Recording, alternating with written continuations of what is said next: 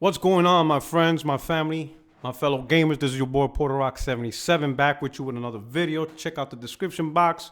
You'll see the link to my Twitter. Hit me up there with a follow. If you're new to the channel, welcome aboard. I hope you enjoy the content and I hope you stick around by hitting the subscribe button and, of course, hit the bell so you can get future notifications. All right? Thank you so much for rocking out with me and supporting the channel. So I want to talk about two topics today. All right?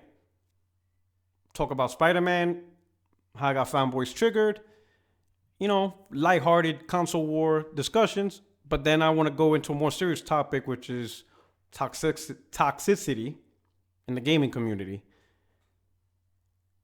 And just, we'll get to that. So we'll start with Spider-Man. As we're closer approaching to Spider-Man release, which releases, in September, releases September. As we get closer and closer to that release, you start seeing, the fanboys or the haters or whatever, they're getting more angsty. It's as this far approaches, I can only imagine when the game releases, I have a feeling, I could just sense that there are fanboys hoping that this game flops because they're ready to talk shit, which is sad. Considering, at the end of the day, it's a Spider-Man P. All gamers should be appreciative at the fact that somebody finally took charge of the IP and given it the treatment that it deserves, But I don't think most people cared. I think the fact that it's exclusive to PlayStation and that, Sony now has the publishing rights for this specific IP for who knows how long, just on the strength of that, they're going to bash the game no matter what. Never mind the fact that the IP itself has been treated poorly by Activision. Activision has not done their due diligence to actually make a great Spider-Man game. They didn't do their due diligence to hand the game to a big developer that's into single-player games to try to make Spider-Man into a big blockbuster title. Even after the release of the first Arkham game on Batman, Arkham Asylum, and this was back in 2009, 9 years ago, Activision still didn't see oh man, Warner Brothers really stepped up with their Batman IP, DC IP. They handed it off to a great dev that had a great vision to make not just the best possible Batman game, but one of the top games of 2009, right? Because Batman Arkham Asylum is a great game in its own right. Not just a great Batman game, just a great game, period, right? But even that, Activision didn't be like, wake up. We got Spider-Man. You know what? It's time to take this IP serious because it's true. Spider-Man, I think, is the biggest comic IP of all time. It's huge, right? So you would think, hello, McFly. Activision would be like, yo, look what Warner Brothers did with Batman. And damn, and Batman's killing. It's killing in sales. Killing in Metacritic and critical acclaim. Is regarded as one of the best games. It put Rocksteady on the map as a great developer. Yo, we need to take Spider-Man and elevate this shit. We can't be doing this bullshit, just movie tie-in crap. We really need to take Spider-Man and make this into one of Activision's big IP. This was 9 years ago. Still nothing, right? We have Batman Arkham Arkham Asylum, which, really put the IP on the map. Activision decided to do nothing. Rocksteady releases a sequel, Arkham City. Now it's a bigger world. More open, right? Batman, open world. Nothing from Activision. Trash. They even handed the game off to another developer to make Arkham Origins, which is not as good, even though I'm saying opinion, not as good as the Arkham City and Arkham Asylum, but it's still good in its own right. It's still a very good game, right? So that's 3 Batmans. Nothing from Activision. No attempt to bring Spider-Man to its glory. Then Rocksteady kicks off, at the time next gen, which is now current gen, with Arkham Knight. Big open world. You even drive the Batmobile all over the mother sucker. And what do we get from Activision? A movie tie-in Spider-Man game. Come on, son. fanboy them all aside. You're going to tolerate that from Activision? They take a big, huge comic IP and did nothing with it? Nothing. They didn't even attempt to bring glory. When was the last time we saw Spider-Man be up on stage in E3 as the main attraction? When was the last time we had gamers a conversation like that? Ooh, I can't wait for E3 to see more of this Spider-Man. Please, by all means, go back 10 years, go back 20 years. When was the last time Spider-Man was at the forefront of E3? When was the last time, a company, a publisher, put in LA big, huge posters of Spider-Man as the main star attraction? Nothing. Spider-Man was never treated as that type of game, as a big attraction. We finally got somebody. Yes, it's Sony, but at least somebody's doing it. Somebody's taking seriously. Someone's treating this game just as big as publishers treat Call of Duty, treat Red Dead Redemption, treat Halo, treat Uncharted. When you think of all these big games, that's how Sony's treating Spider-Man. They're trying to put Spider-Man in the same line as these big blockbuster titles. Activision did it. Go ahead and go ahead and pretend Activision put in the budget, put in the time, put in the dedication where people could compare Spider-Man with their own IPs like Call of Duty and Destiny, where it's the big guns of Activision. No, they didn't. Somebody had to, and they never had interested. Again, they had games that could set the example, namely Batman Arkham series. Still did nothing. So Sony took it over. And they're finally giving the IP the respect it deserves. This Spider-Man can do for the Spider-Man IP what Rocksteady did for Batman and the Batman IP. Plain and simple. I don't see why people are salty over that. I don't see why people are salty over that. It is what it is. Sony took the initiative to try to make a great game. That's it. And some people be like, well, I don't like Sony. I don't like this. It's anti-consumer. Okay, fine. Then just live with your decision then. Just deal with it. You don't want to buy a PlayStation. No one says you have to. Just deal with it then. But don't take it out on the IP. Don't take it out on Insomniac. Decision's done. Microsoft, everybody brags about Microsoft money. They should have fucking stepped up and took the IP. But they didn't. Oh well, deal with it. But the fact is, this game, this IP for the first time, it's being treated as a blockbuster event. And I'm confident Insomniac will deliver a great title. They generally develop great games, I'm looking forward to the Spider-Man game.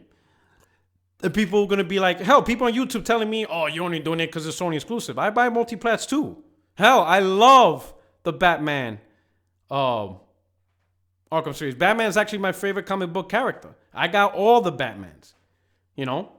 I'm actually hyped to see this rumor of Rocksteady making a Superman game. I'm going to get that day one. I think if anyone can actually make a good Superman game, it's them. You see what I'm saying? At the end of the day, a good game's a good game, But is there a little special appeal behind? Is there a little something extra behind my happiness towards Spider-Man? Yes, because number one, Sony to me is a much better publisher for a much better publisher for single-player story-driven games than Activision. Activision is more into multiplayer, long-term DLC, games as a service shit. When I think of Activision, I don't think of big single-player games. I can't even think of a single-player centric game Activision does anymore. I can't. When I think of Activision, I honestly only think of Call of Duty and Destiny.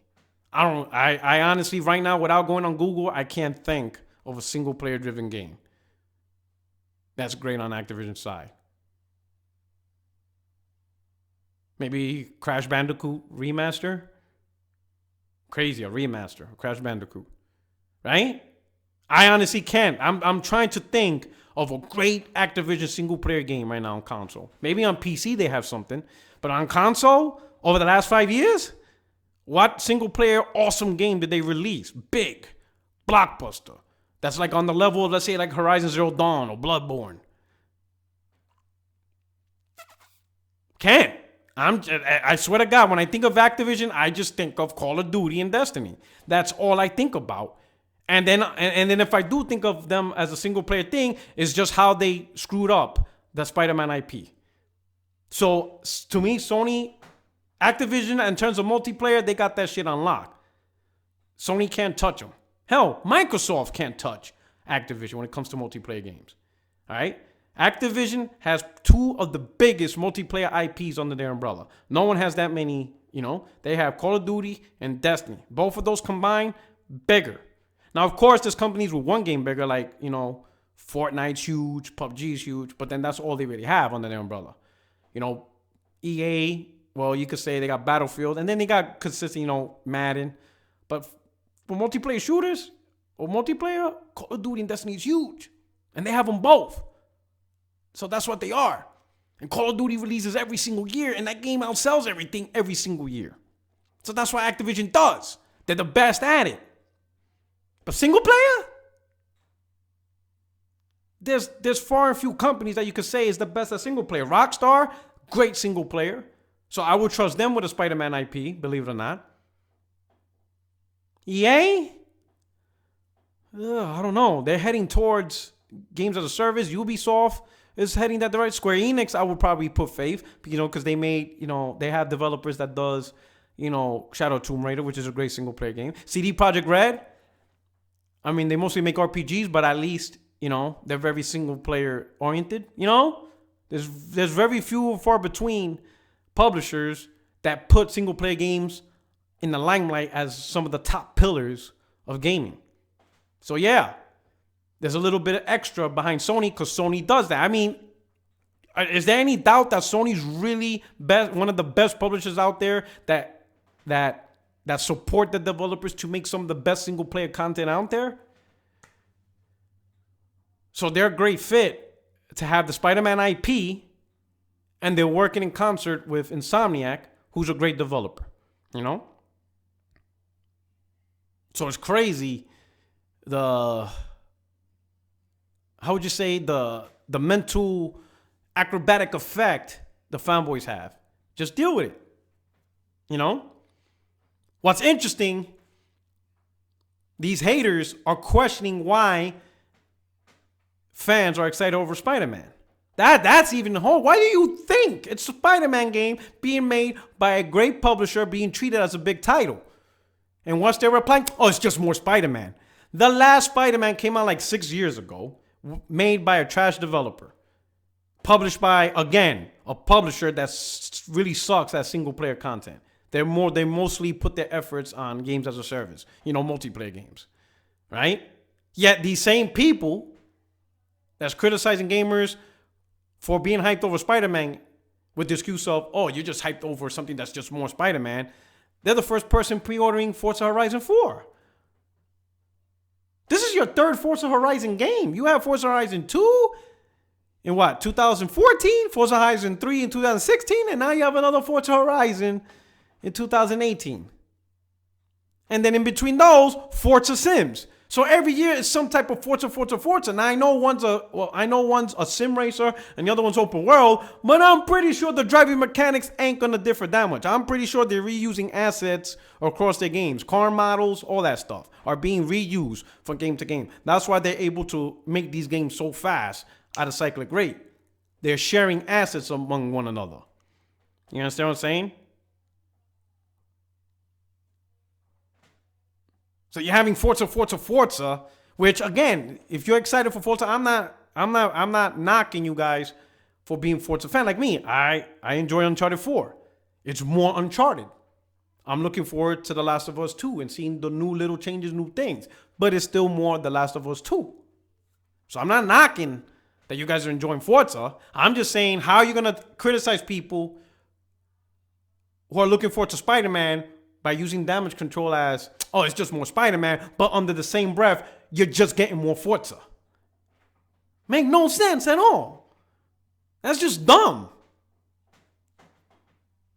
Make no sense at all. That's like me criticizing people looking forward to Gears and be like, oh man, that's just more Gears. Yet, I enjoyed Uncharted 4. And if they make Uncharted 5, I'll be looking forward to that. Hell, I played Uncharted 4 and I played Lost Legacy.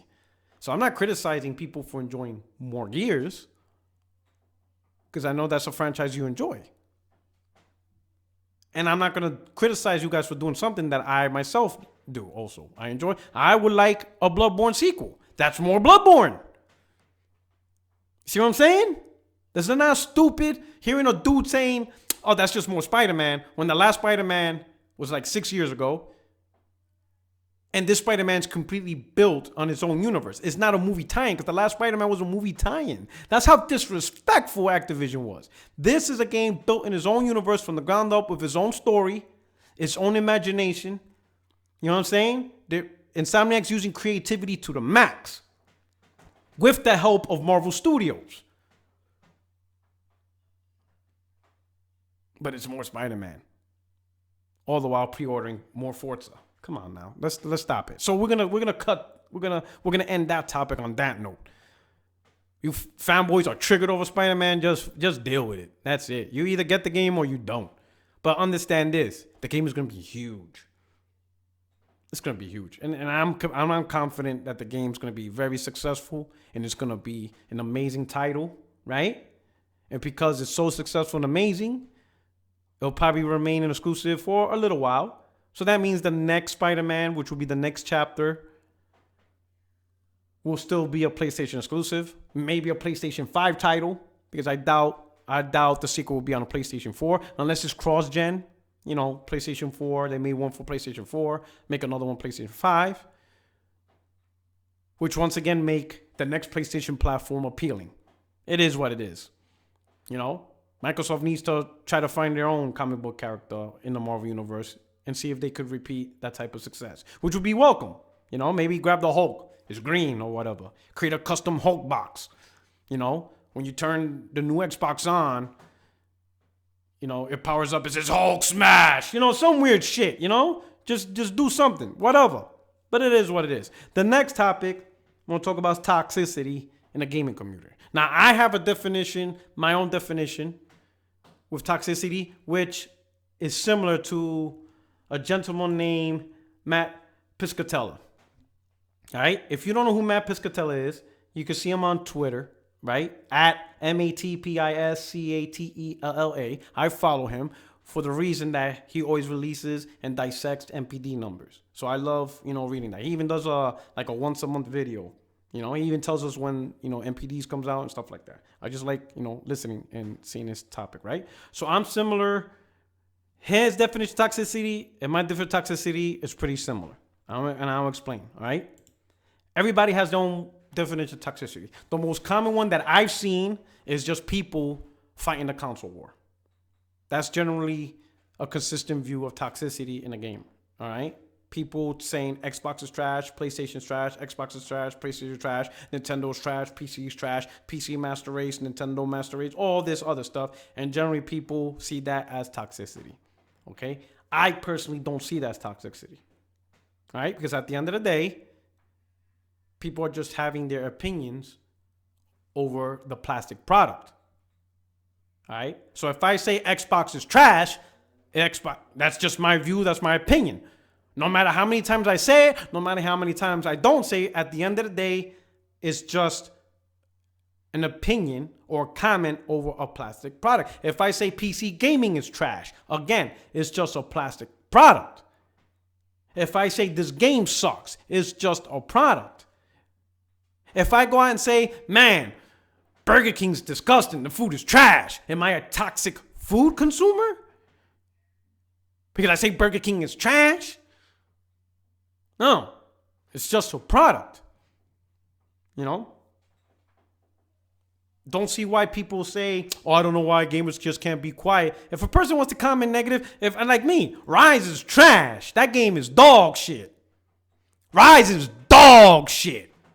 Game is garbage. Graphically, it looks good. The setting in Rome looks good. Gameplay, that shit is trash. Am I a toxic gamer for saying the game is trash? If I am a toxic gamer for saying it's trash, then am I a toxic movie watcher by saying Suicide Squad is trash? Because I thought Suicide Squad was a trash movie. It was stupid. Movie's garbage.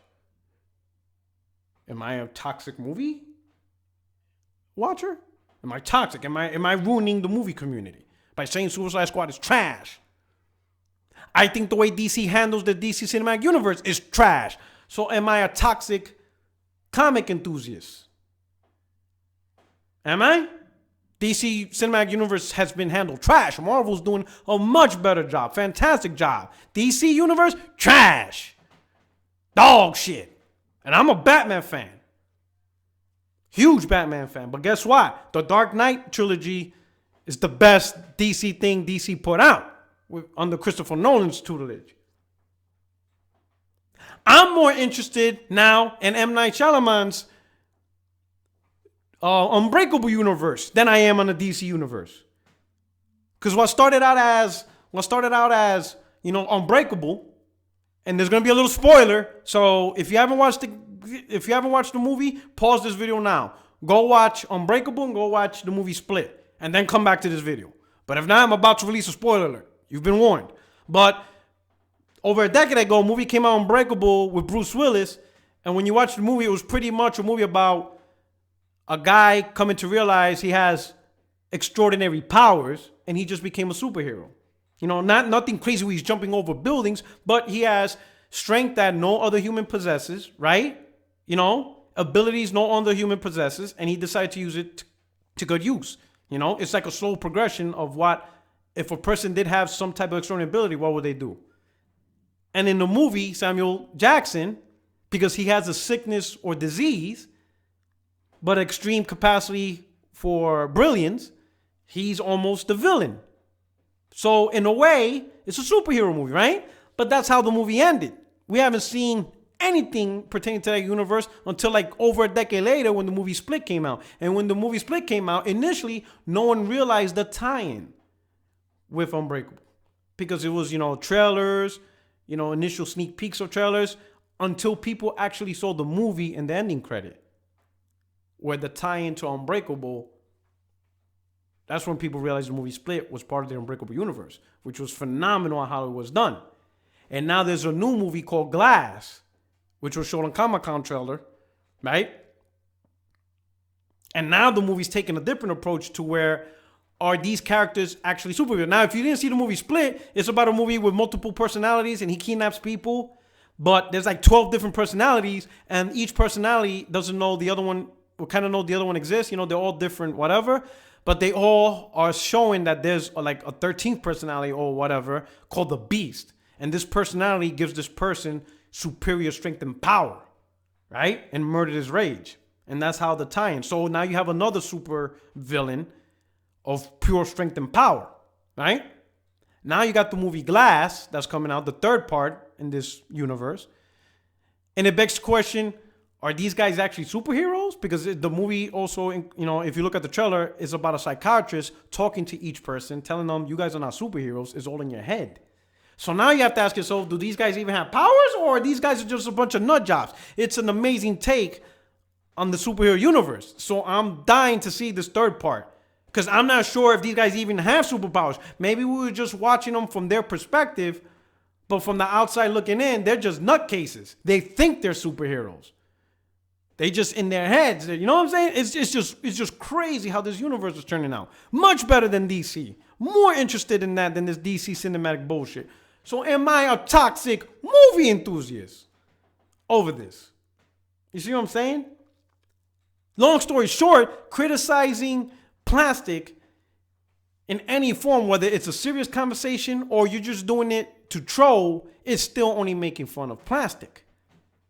No one should be bothered at hearing somebody say PlayStation sucks, or Xbox sucks, or PC sucks, or Nintendo sucks. It's a piece of plastic that somebody's saying negative criticism towards. Who gives a shit? True toxicity is when you attack people. That's where I see toxicity's at. Like on this channel, obviously everybody knows I bash Xbox a lot, but I'm not going to call an Xbox gamer an X-fag. I don't type that on Twitter. I see those terms a lot on my comments, and as best I can, as I catch them, I delete them. I don't talk derogatory towards an Xbox dude, you know, using those words like that. Now, do I clap back into it and somebody talk shit to me? Of course I'm going to talk shit back, you know. But I don't go around, oh, look at this X-Fag hyping Xbox. Look at this PC homo talking about PC specs. And I don't need to insult people who are happy about their product. I don't use racial slurs simply because somebody talks shit about my PlayStation. I don't call anybody the N-word because it's a black person having criticism towards PlayStation. That's not my reaction. You know, I don't use homophobic slurs as a reaction to negative criticism. There's people, that's to me the toxicity's at. Why people jump onto racism, attacking people, doxing, trying to attack people's personal pages, calling their personal employment simply because they have a negative view on the plastic box. That's the toxicity to me. That is the attack. All right? Another one is, why are people defending people who aggressively attack people or talk shit in ways that people wouldn't do? Case in point. Article came out, right? And I'll post the article. And it says, MPD analyst Matt Piscella says game industry should fire toxic customers. All right? And he said the game industry would be well served to fire the toxic portion of its consumer base. It limits the upside and audience growing potential of attracting new gamers to the market. For too long, it has tolerated and even courted the most toxic. This isn't sustainable. All right? Another person who his name is, Giuseppe Nova. He replied saying, I hear the word toxic used too many times to define people I disagree with. Too broad and vague to be a viable cause for removal. Not that it'll ever happen. Matt Piscatella replied, any person that causes a significant negative impact on the engagement potential of a game through actions that a reasonable person will deem to be in extremely poor taste or against a protected class will probably suffice. Dropping M-bombs on people, for example. Fire them. All right? Now, why did this all come apart? Why did this all came? It came off of this recent Ubisoft having a policy to ban players that use the word, you know, the N-word or racial slurs and homophobic slurs, all that stuff, banning them on their networks. And I remember when this happened maybe like a week ago, 2 weeks ago, a lot of the gaming community started bashing Ubisoft. Oh, you're violating my First Amendment rights, Ubisoft! First off, I suggest you understand what First Amendment rights is. You need to know that lesson first before you talk about first. And most of you don't know what your First Amendment rights really is. You're just using it just to use it. You don't know what it is. So I'm going to help you. Right? Here in America, because a lot of people are saying that we're Americans, you know, or people in America, First Amendment rights protect you from government suppressing your rights within limits. Because there's still things the government can lay the ban hammer on your ass. Go ahead and, like the perfect universal example, yelling fire in the movie theater when there is no fire present. You will get clapped by the government. You will be prosecuted. You will be, you know what I'm saying? They're going to charge you and you will most likely be prosecuted with a fine and imprisonment. Simply saying, I got First Amendment rights. No, you don't have First Amendment rights to cause a scenario that can injure other people. Again, the tie-in is other people's rights. Your First Amendment rights, your rights cannot impede, harm, or hurt, or cause injury to another person's rights. You don't have that right. Make sense? So you cannot go in a public place, crowded, and yell, fire, fire, fire, when there's no fire. Simply because you think you have the right to say that. No, you're going to get that work from the government. All right? So there's even restrictions and limits to that, right? To add to that, your First Amendment right does not relieve you of the consequence of what you want to say from private industry, whether it's a corporation, place of employment, or someone else's personal home and property. For example, your First Amendment rights does not apply in my home. So if you're in this room with me and I don't want to hear people talk trash about my New York Yankees, get the hell out of my house. Talk your shit in your house. Sure, you can say, oh, you triggered, you're just weak-minded bitch. Say whatever you want. It is still my home. Bounce. Not that I really would actually do that in real life. You know, obviously, if we're watching the World Series and you're a Boston fan, of course, we're going to have a beer, talk trash, and I enjoy that. But I'm just giving you an example. I don't want to hear your shit. Deuces. Go to your house and talk your shit about the Yankees. You ain't doing it in my house. Why? Because First Amendment don't apply in my kingdom. I'm the king in this kingdom. Walk your ass out. Go to your house. Go to Buffalo Wild Wings. Hell, go to Yankee Stadium itself and talk your trash there. Go anywhere in the four corners of the world. But in these four walls, I am king. I am God. And I will not accept no such insubordination in my kingdom. So walk out the door. First Amendment rights don't protect you. Because this is private. This is private property. No different than if I'm in your house. If I'm talking trash you don't like, and I'm talking that ish in your home, you could tell me, Puerto Rock, you need to go. Deuces. Bye. Later, Puerto Rock. Get out of my house. Go back to your home and talk Twitch. Go on your channel and talk trash. Do whatever you want. You see what I'm saying? Private industry. Private ownership. First Amendment doesn't apply. So how does this apply to Ubisoft? Ubisoft is a private network owned by Ubisoft. If they don't want your ass to say the N-word, you better not say the N-word or you're gonna get the ban hammer. Boom, boom. Deuces. Can't play Ghost Recon no more. Can't play Rainbow Six no more. Bye. And there you go. And people go, but who defines what's toxic? Ubisoft will define what's toxic because it's their network. They own it. If you don't like it, don't play on their network. You don't got First Amendment rights. It's a network to play games. And if you're playing multiplayer competitive, there's other people playing there too.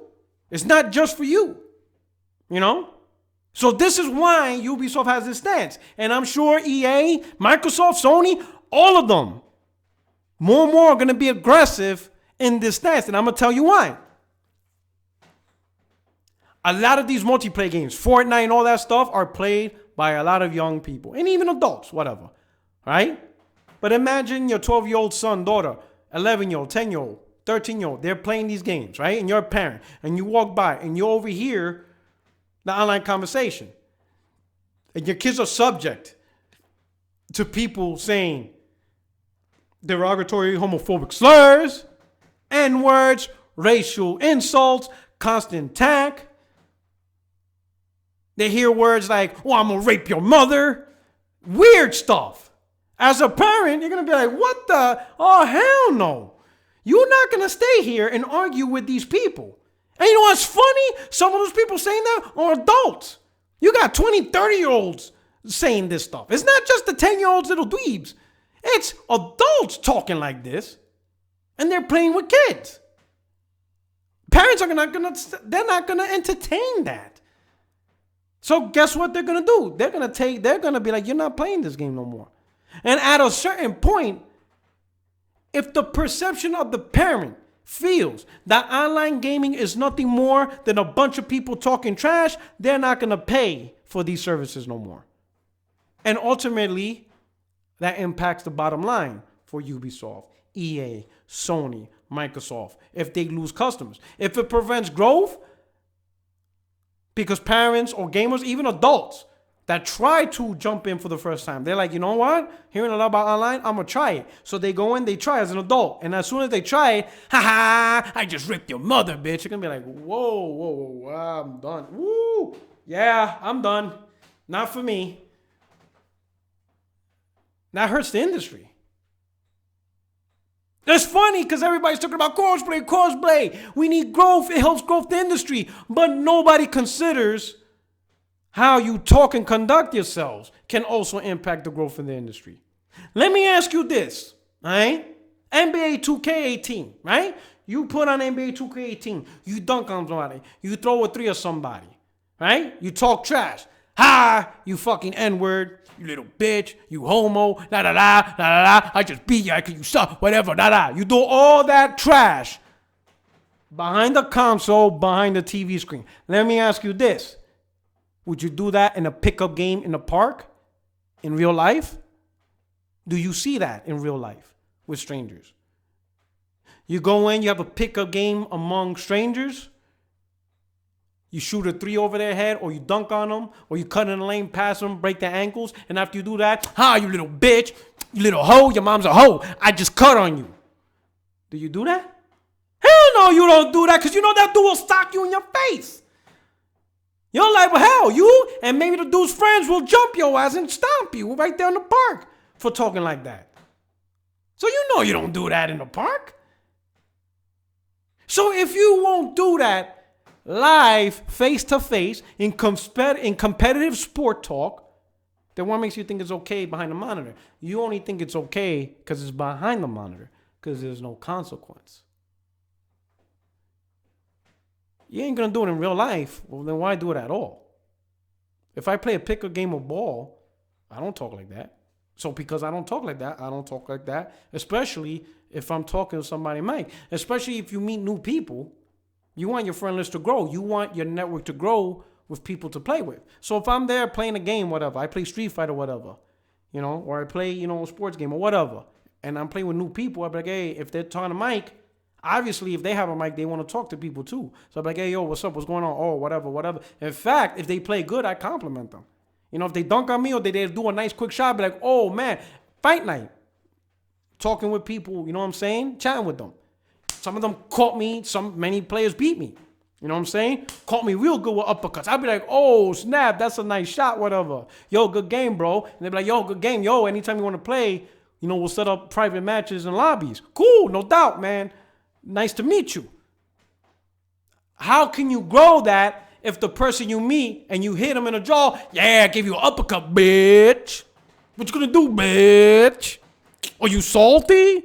You snowflaking, bitch? Who the hell wants to play with your ass? Like, I just met you. You see what I'm saying? That is Toxicity. That. And then the damage control. Oh, y'all just sensitive. Again. Will you do that in real life on a picker game on the court? No, you won't, because you will get stomped out. Hell, the dude and his friends might look at him. Yo, who's this dude talking trash? Let's go whoop this dude's ass. And that's all it is. So I agree with Matt Piscatella's thing. You understand what I'm saying? I understand. Some of you haven't been gaming online long, so the fever of just talking trash, you can't help it.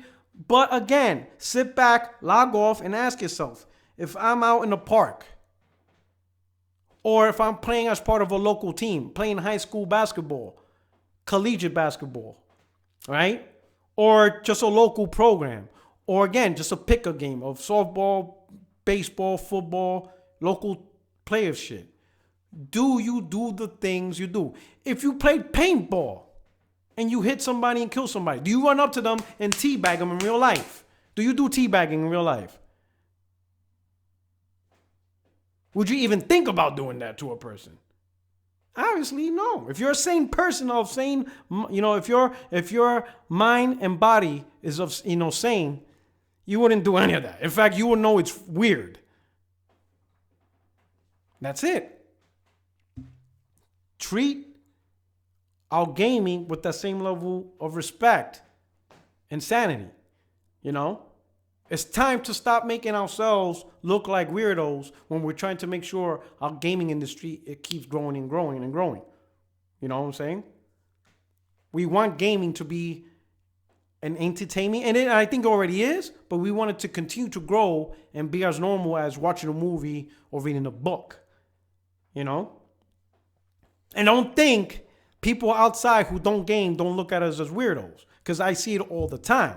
I see people who, and I'm not talking normal Twitter users or whatever. I'm talking people who are big in Twitter because of whatever their profession. They're a professional cook or something like that, right? A professional artist, paintings, whatever.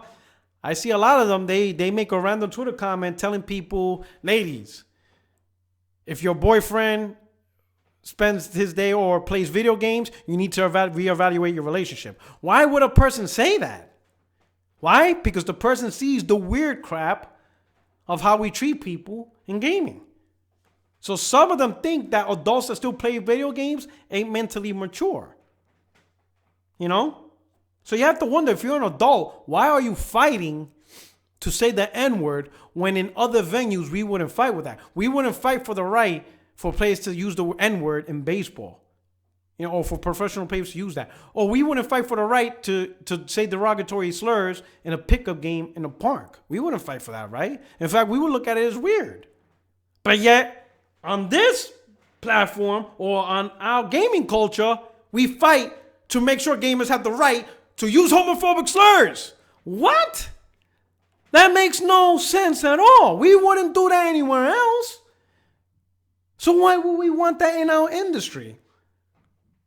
That's just weird. So that's just my take. And I'm going to just end off the video on there. Let me know what you think. Do you want to fight the right just to curse out people when you wouldn't do it anywhere else in any other industry?